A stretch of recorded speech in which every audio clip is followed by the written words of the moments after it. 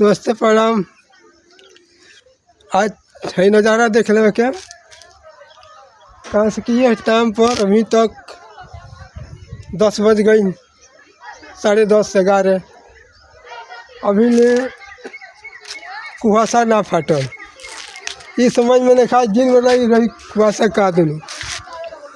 कुहा में इतना कुहा गिरल बा, इतना चढ़ते कुहा सीना होखेला जितना आज गिरल बा।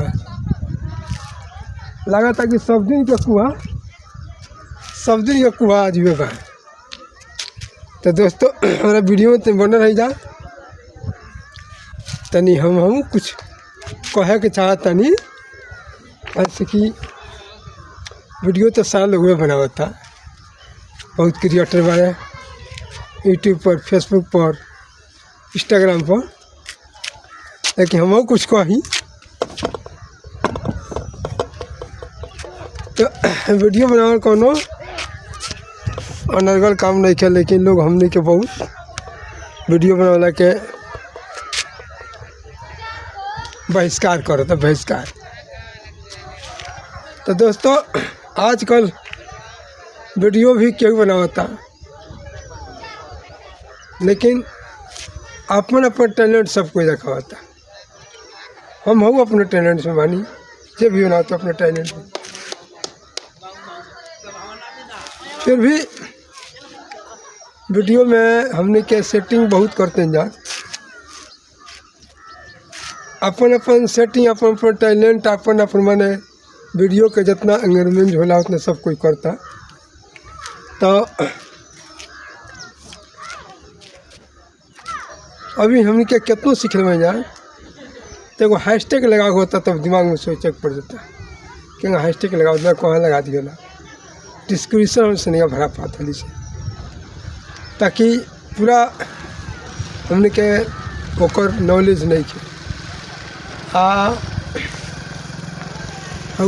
टच बोलता कौन चीज बोलता लोग के वीडियो देखते ही खोपड़ी बात लगता घूमे लगाता। और वही लोग मैंने वो लोग वीडियो देख कहानियों के पीछे चला जाता, ऐसा बात नहीं किया।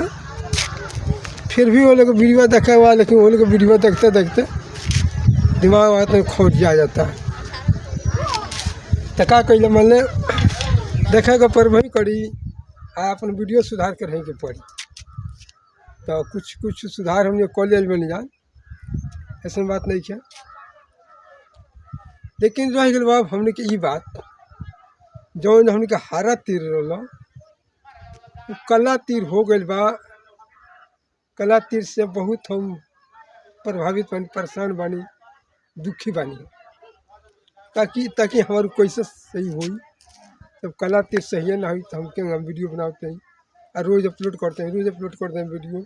लोग वीडियो अपलोड करता नहीं और शॉर्ट वीडियो अपलोड करता नहीं, लाइव चलाते ही बानी।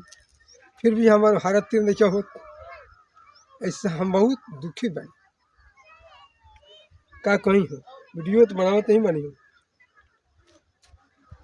और वीडियो बनाने में कोई प्रॉब्लम आ जाता, कोई बीमारी हो गई, कब तबीयत खराब हो गई, कब मोबाइल खराब हो गई, कब रिचार्ज नहीं करत, तो कब नेट नहीं पूरा सही से चलत है, इनमें कोई प्रॉब्लम आकर जुट जाता है।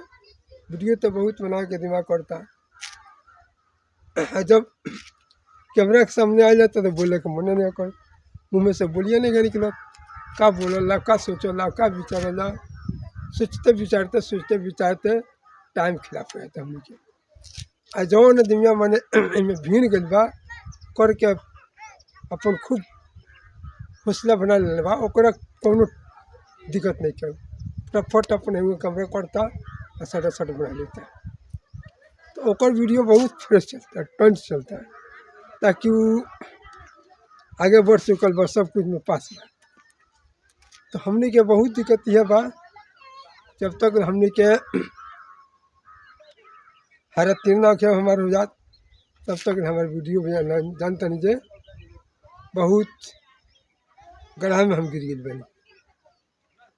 तो दोस्तों आज कुहासी समझ से बाहर हो गई बा जे साफ हो कि ना हो, कैसे कि 11 बज गई बा।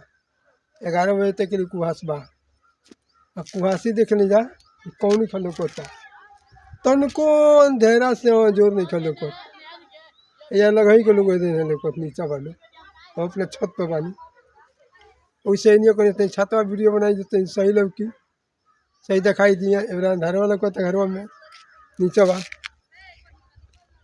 तो हम अपने छत पर वीडियो बनाते नहीं। हाँ बहुत अंधेरा छा गया बा कुहासी से कोई बात ना। तो दोस्तों हमारा अगर वीडियो अच्छा लगे तो कमेंट करी जा तो लाइक सब्सक्राइब करी जा ताकि हम जाने कि वीडियो कहाँ तक चलता है और कैसन बा। तो दोस्तों नमस्ते प्रणाम।